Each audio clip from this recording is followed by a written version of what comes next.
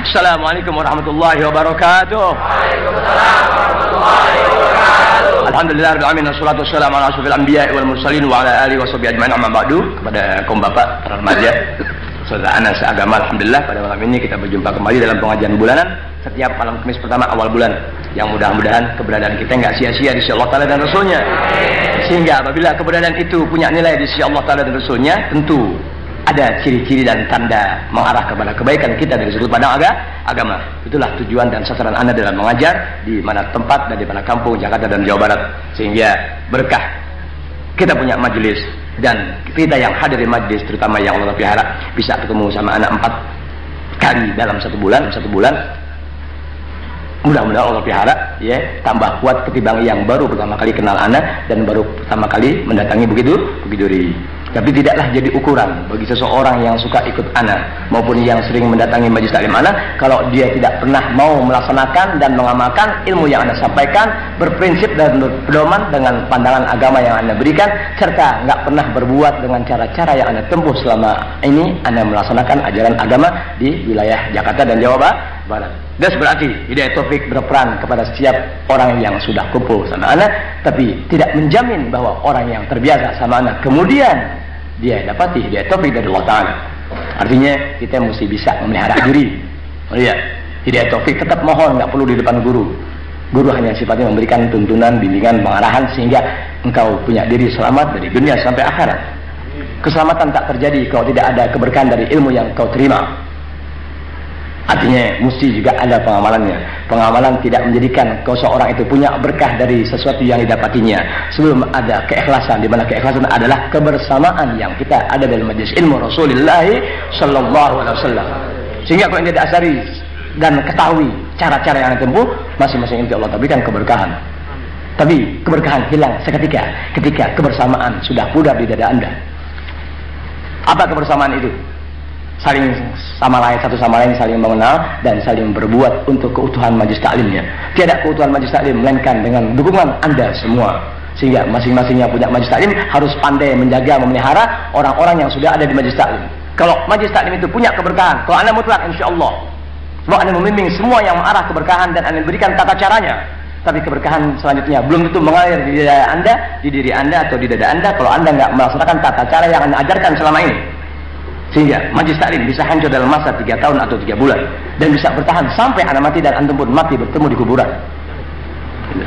Jadi apabila ente dapati siapa manusianya yang di seputar majelis taklim anak, jangan percayakan orang itu.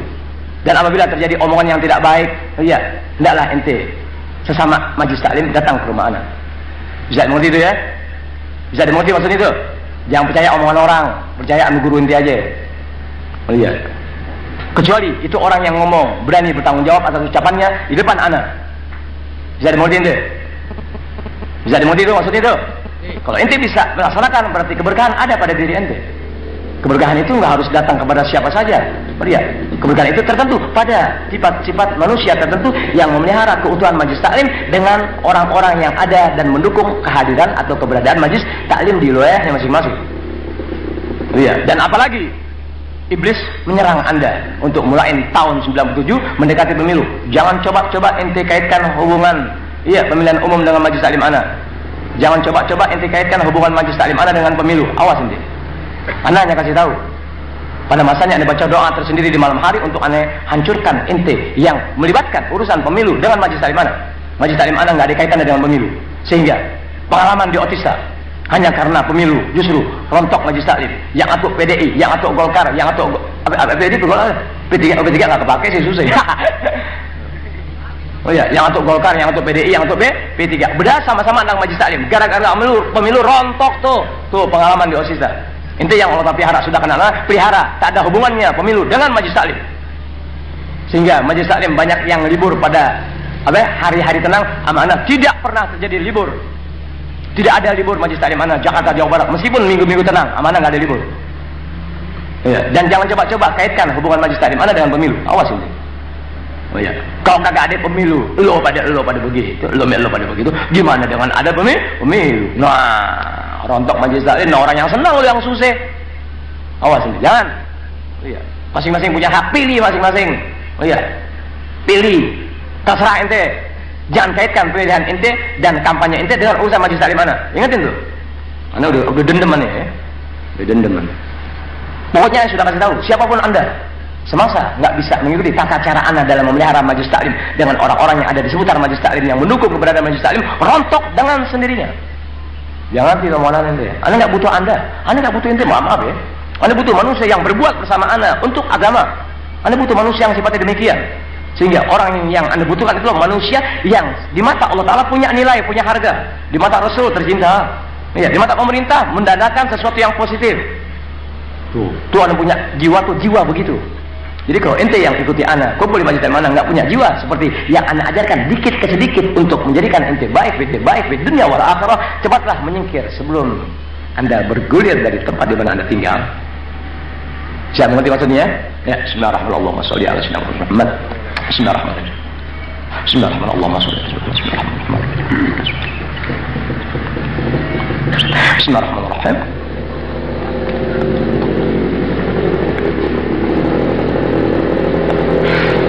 Alhamdulillah ya, pada malam ini tepatnya tanggal 2 tanggal 3 ya. Tanggal 3 April berarti udah gajian dong. Itu kalau nggak gawe gajian seminggu sekali. Menyambung kembali ngambil berkah karangan Al-Habibul Qutb Al-Ghaus Al-Habib Abdullah bin Al-Haddad radhiyallahu anhu wa nafa'na al-jami' bi ulumi wal anwar wa asrari wa barakatihi wa nafa'ati fi din wa dunya wal akhirah. Berkahannya insyaallah mutlak Allah telah berikan semasa kita niat untuk menerangkan nasihat dan ajaran agama, kemudian kuat di hati untuk jadi orang baik dari sudut pandang ajaran agama Islam. Menyambung kembali wa yustaratu li sidqin niyyah an yakuna bihal amal. Disyaratkan bagi orang yang punya niat baik. Ada syarat orang mau niat baik. Oh, niatannya baik, gini-gini, nggak bisa. Ada persyaratan dengan niat yang baik yang ente inginkan. Ya, kebaikan ada persyaratannya. Kebaikan punya persyaratan.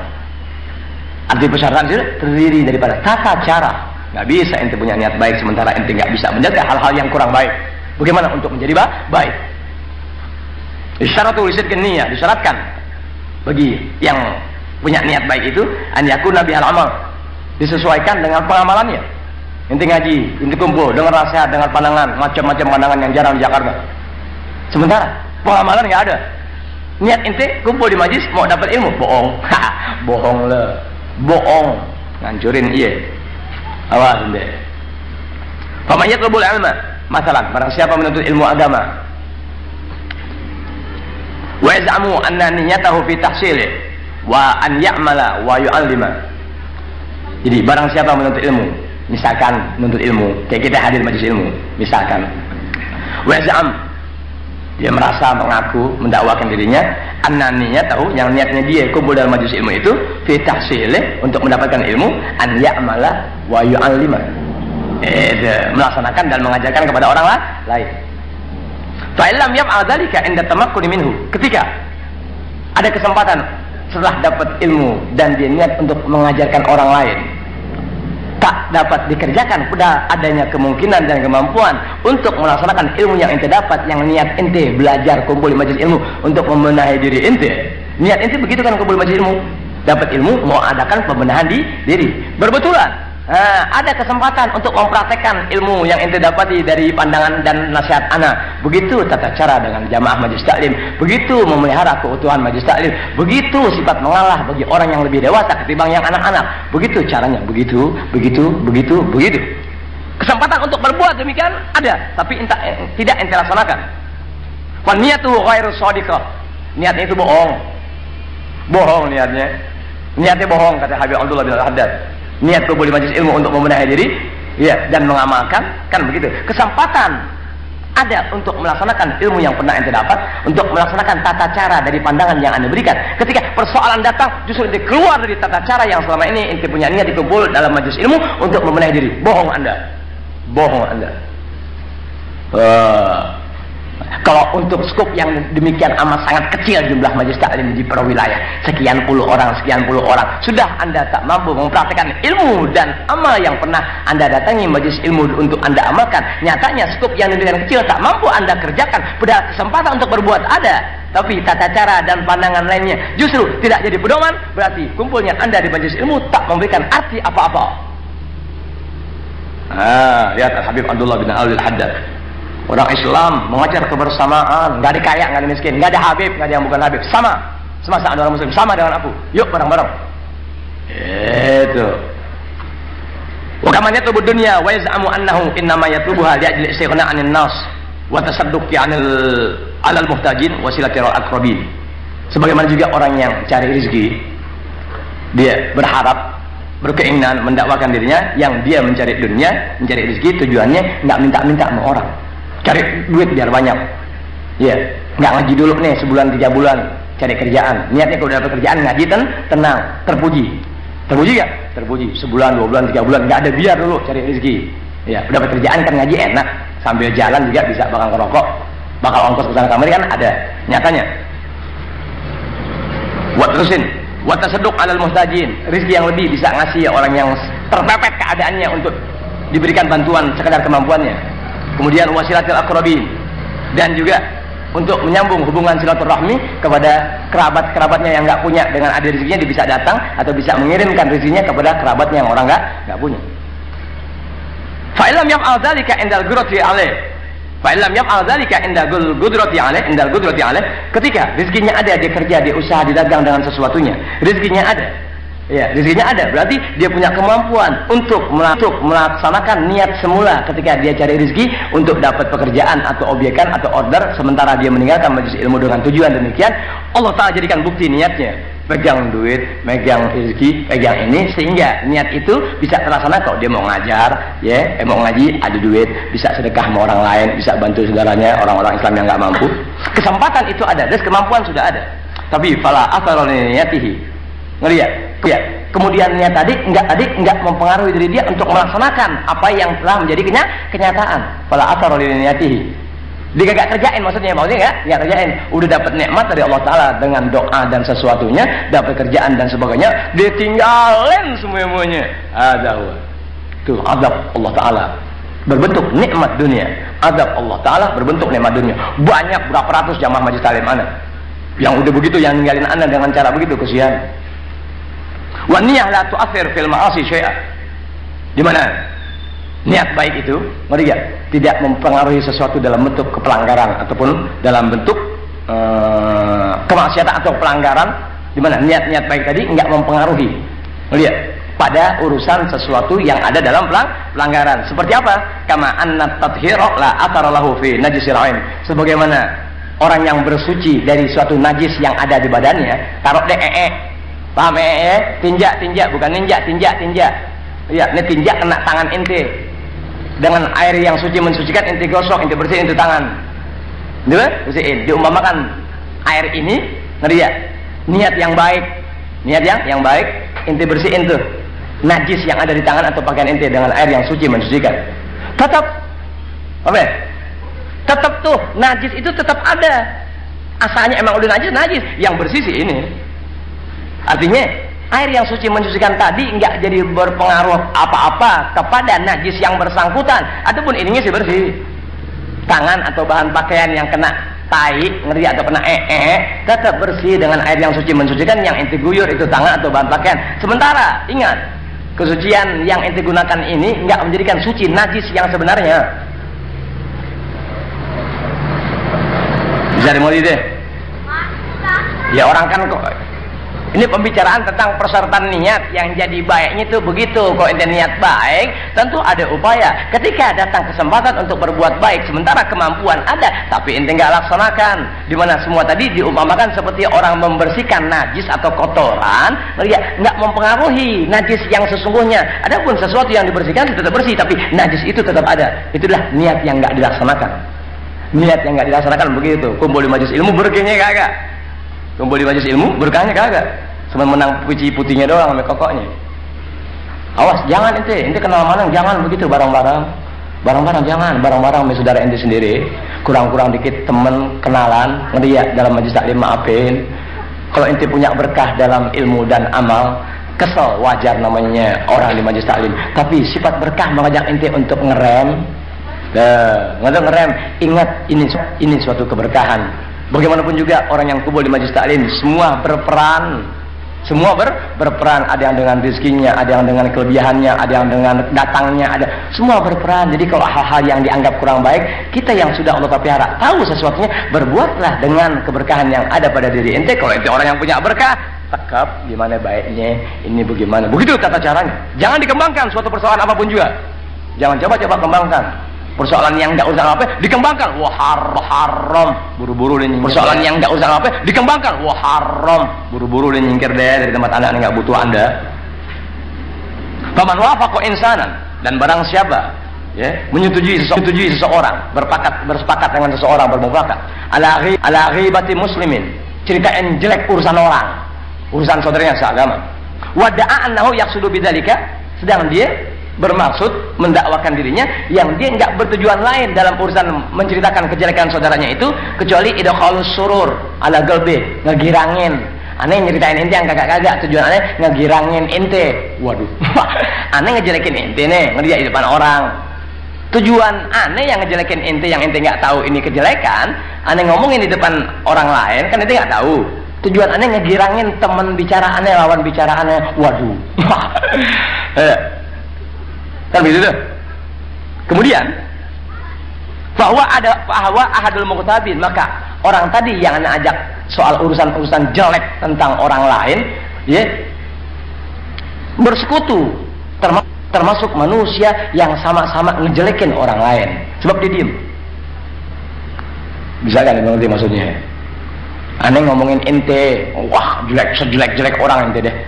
Aneh omongin ini kepada kawan aneh, tujuan aneh ngegirangin lawan bicara. Ngegirangin lawan bicara di hatinya. Kan begitu. Nanti ya, bisa dimengerti maksudnya. Maka aneh ya, ente tuh yang ngajak ngomongin soal urusan saudara tetangga yang jelek gitu-gitu, wah habis-habisan orang lain. Kan begitu. Diam. Ente termasuk manusia yang sama berbuat dosa seperti dia. Aneh yang ceritain orang yang kagak baik. Lantas gimana sekarang caranya? Menyampaikan sesuatu, ketidakbaikan orang itu, bagaimana baiknya sekarang? Itu bukannya, itu sih terpuji, itu ngadu tuh terpuji itu, bukan ngaduin yang jadi bermusuhan, tapi ngadu sama anak dalam suatu persoalan antar majlis dan sebagainya, untuk anak mengambil keputusan begini, lah mesti begini, ini enggak mesti begini, itu terpuji orang ngadu begitu, bukan terus ngejelekin, tidak ada begitu. Kalau anak diam, anak sama dengan orang yang ngejelekin saudara anak. Saya mau dia, mungkin mesti jago dalam menyampaikan sesuatu yang tidak baik kepada saudara seagama, mesti jago, mesti pandai memelihara hati.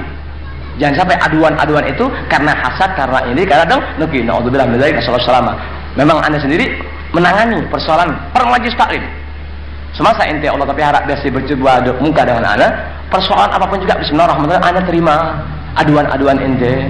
Tuh begini. Tapi setelah anda berikan pandangan, stop, diam deh, jangan bergerak. Sebagaimana nafsu mengajak, jangan coba-coba. Sebab anda ngomong dasarnya ilmu, memberikan pandangan setelah anda lihat sesuai dengan ajaran ilmu. Ya begini baik, bismillah. Enggak begini, bismillahirrahmanirrahim. Tuh, sesuatu yang sudah dimusyawarahkan, hasilnya mengecewakan, tetap pahala dan ganjaran yang didapati. Dah, musyawarah begitu untungnya. Jadi untungnya jadi dosa agak ada, pahala dapat. Sekalipun kenyataannya kita boleh bertolak belakang dari musyawarah kita, enggak apa-apa. Sangka baik kita Tuhan berikan pahalanya. Wah, sampai Al-Fatihah. A'udzubillahi minasyaitonirrajim. Bismillahirrahmanirrahim. Alhamdulillahirabbil alamin, arrahmanir rahim, maliki yaumiddin. إياك نعبد وإياك نستعين اهدنا الصراط المستقيم صراط الذين أنعمت عليهم صلوا عليه وسلموا تسليما حتى تنالوا جنة ونعيما صلوا عليه وسلموا تسليما حتى تنالوا جنة ونعيما صلوا عليه وسلموا تسليما حتى تنالوا جنة ونعيما صلوا عليه وسلموا تسليما حتى تنالوا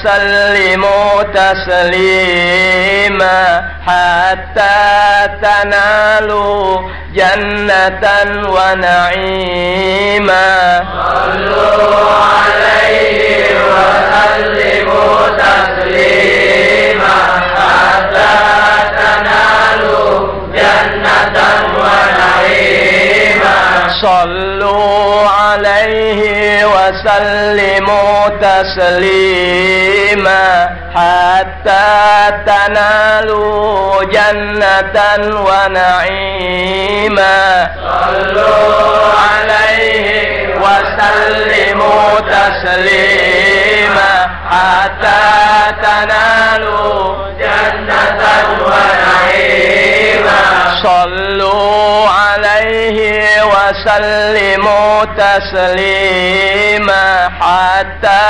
تنالوا جنة ونعيما صلوا عليه وسلموا تسليما حتى تنالوا جنة ونعيما. Enak ente selawat, betul lidah ente mengucap selawat tadi. Oh, Allah Ta'ala kalau betul diajarin nerima gitu ngikutin, Allahu Akbar. Nggak bisa orang masuk tanpa selawat, nggak bisa ente masuk ke surga Allah Ta'ala tanpa selawat. Nggak bisa, nggak ada manusia masuk surga Allah Ta'ala tanpa selawat. Nggak ngangkat suara ketika sebut nama Nabi aja masuk neraka jahanam. Gimana? Dia aja selawat, mingkemnya ke mulut. Terus saya nggak megang duit, mau pulang bingung. Susah orang susah diajar susah mau lagi. Sallu alaihi wa sallimu taslima hatta tanalu jannatan wa na'ima. Sallu alaihi wa sallimu taslima hatta tanalu jannatan wa na'ima. Allahu yajzi man yusalli ala nabi asharan wa yabqa fil jinani muqima. Sallu alaihi wa sallimu taslima hatta tanalu jannatan wa na'ima. Allahu yajzi man yusalli ala nabi asharan wa yabqa fil jinani muqima. Sallu alaihi wa sallimu taslima hatta tanalu jannatan wa na'ima. Ini artinya nih, Allahu yajzi, sesungguhnya Allah Subhanahu wa taala membalas, jadi memberi ganjaran pahala yang luar biasa kepada man yusolli ala nabi, kepada seseorang yang sekali berselawat kepada Rasulullah SAW. Ganjarannya apa ya? 10. Orang yang selawat kepada Rasulullah 1 kali, Allah Ta'ala balas 10 kali. Bos, Allah Ta'ala udah ngebalas orang, nah ya Allahu Akbar. Iya, udah ngebalas orang, Allahu Akbar. Gimana kalau nimpain orang? Membalasnya dengan surga. Gimana kalau bermusuhan dengan manusia sebagai hambanya? Na'udzubillah min dzalik, asallallahu salama alaihi yahfaz. Jadi Allah Subhanahu wa taala membalas, memberikan pahala ganjaran kemuliaan kepada setiap insan yang bersalawat kepada Rasulullah SAW. Dasarnya kecintaan, tiada kecintaan tanpa syariat agama yang berjalan di badan Anda.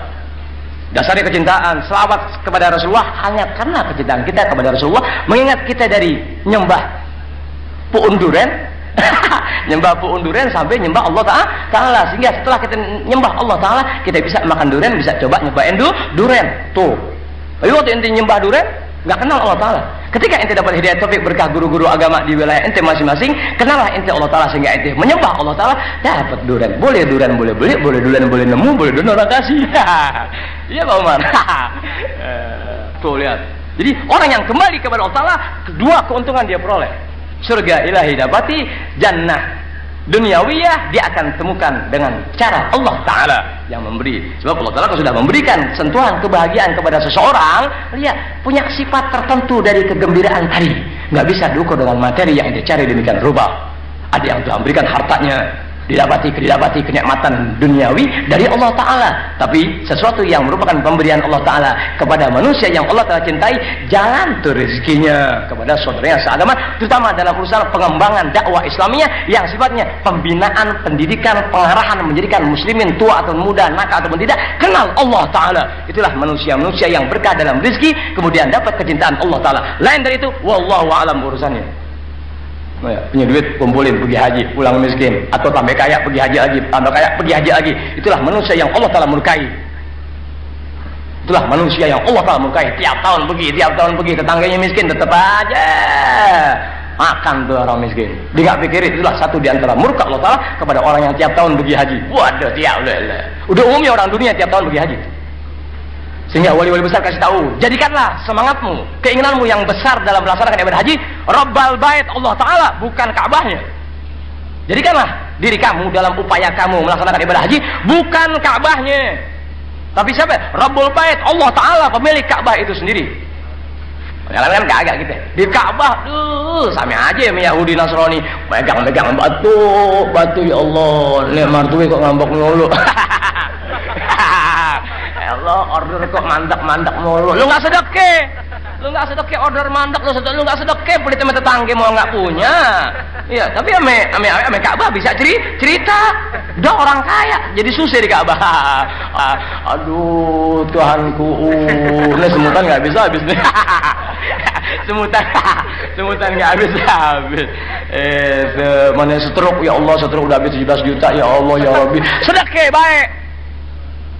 Nabi ajarin dawu mardokum bis sedekah, obati orang-orang yang sakit di antara kalian dengan sedekah kepada saudara anda seagama, orang-orang nggak punya, dan juga guru-guru agama yang tata caranya betul memberikan dampak positif buat anda sebagai orang-orang muslim.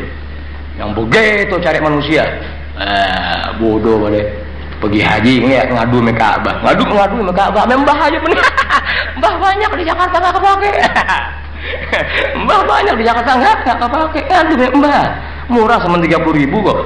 Waktu mau pulang dibisikin lagi, bah kurang 20 bah. Bukan tuh orang minta mbah bukan minta dia juga 20 lagi, diminta mbah kurang 20 bah. Gitu kembali Allah Ta'ala segala urusan ya. Cari guru yang baik ente, yang berani tanggung jawab urusan diri ente dari dunia sampai akhirat. Rabbi belum tulisannya artinya. Asran 1 dibalas 10 wa yabqa fil jinani muqima. Dan orang yang bersalawat kepada Rasulullah SAW, dia akan menetap sebagai kayak kita ibarat penduduk yang enggak pindah-pindah lagi, kekal abadi. Wa yabqa fil jinani muqima, tetap di surga Allah Ta'ala kekal abadi.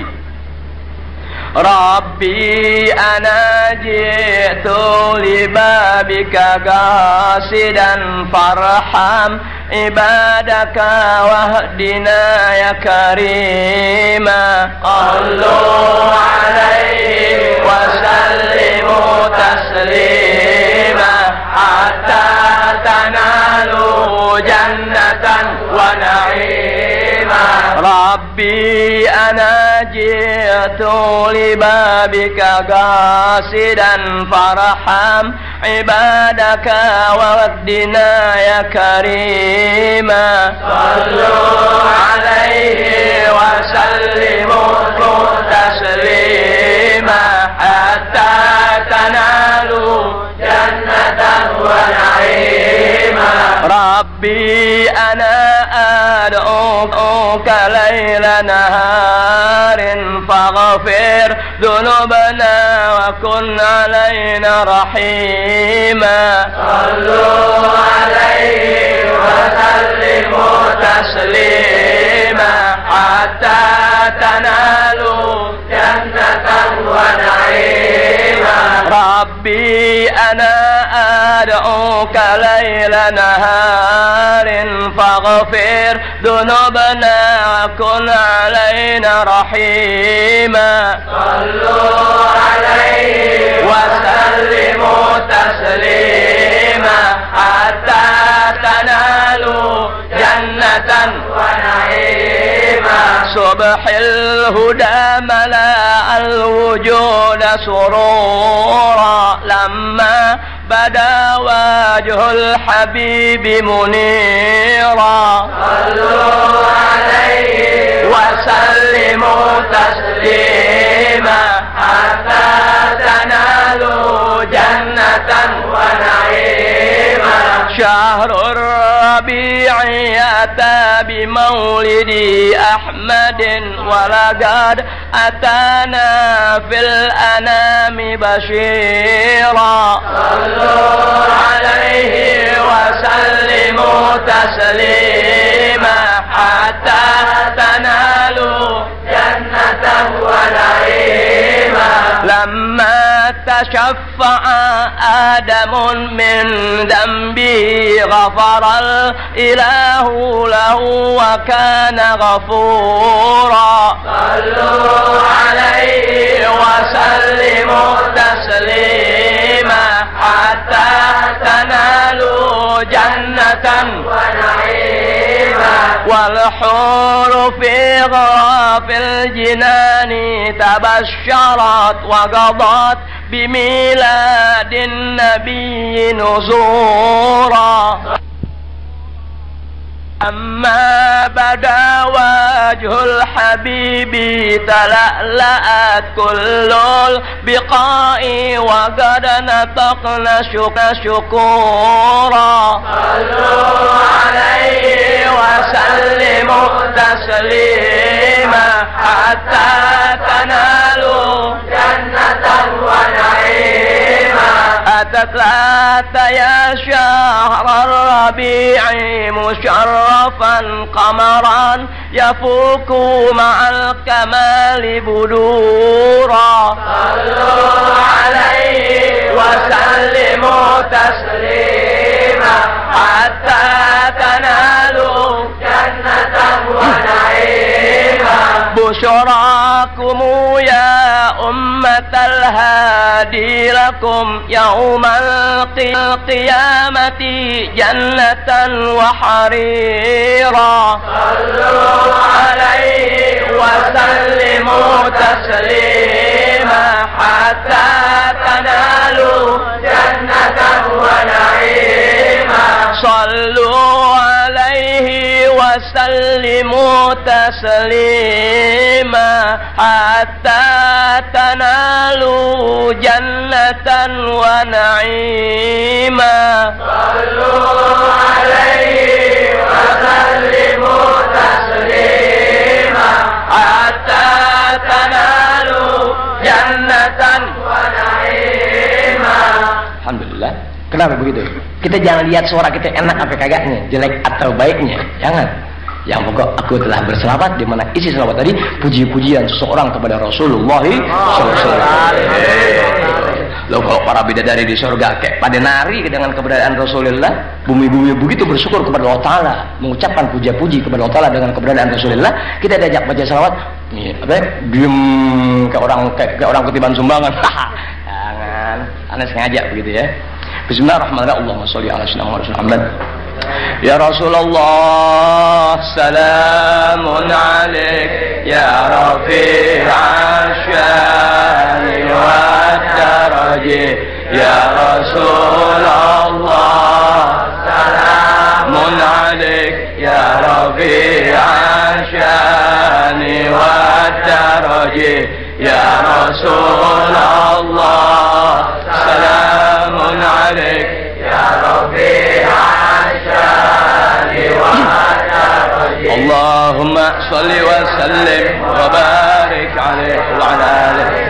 Alhamdulillah, menyambung kembali pelajaran 1 bulan yang lalu tentang orang-orang yang tertipu dan menipu manusia abad kini yang terbiasa zikir-zikir, wirid-wirid tanpa ilmu, sehingga pengakuannya seakan dia banyak berjumpa dengan Nabil Khadir, padahal Nabil Khadir mustahil dapat berjumpa muka dengan Anda yang tak pernah bersentuhan ilmu dan tanpa pengamalan ilmu dalam bentuk keikhlasan yang dia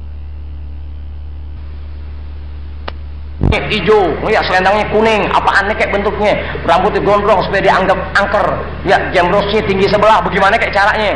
Tetap lo nggak ada urusan apa-apa. Oh iya, mau pakai gaya dengan pakaian yang dianggap aneh-aneh, nggak urusan apa-apa Anda. Walau kana ala ibadatil malaikat, sekalipun ibadahnya laksana malaikat. Ente ditipu paling gampang. Makanya dibikin judul begitu, be here or be blind forever. Kumpul kalian sama aku. Kalau tidak, Anda akan tetap buta selamanya. Sebab semakin ke sana orang paling gampang nipu orang pakai ilmu agama, pakai dakwah agama. Udah paling gampang nipu orang, lihat orang yang bawa agama. Bisa ceramah, bisa wah sebentaran kaya.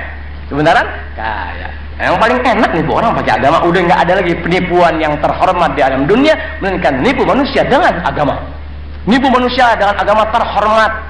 Oh, terhormat betul nipu manusia dengan agama, paling terhormat dan disegani oleh manusia lainnya. Tapi tetap aja orang tertentu mau ngawasi gerak-gerik Anda sebagai penipu dalam urusan agama. Sama muslim.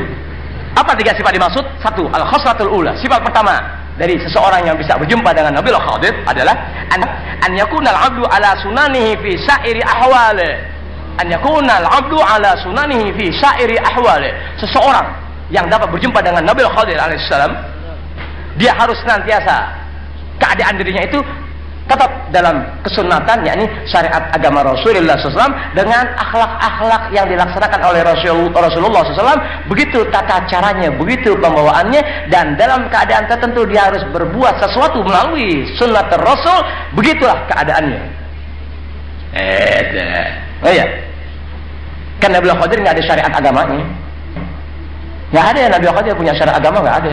Syariat agama terjadi hanyalah kepada Rasulullah SAW. Semasa Anda mengikuti syariat Rasulullah, begitu tata caranya, akhlaknya dalam keadaan sesuatu begitu dan begitu, berarti Anda dapat berjumpa dengan Nabi Khadir.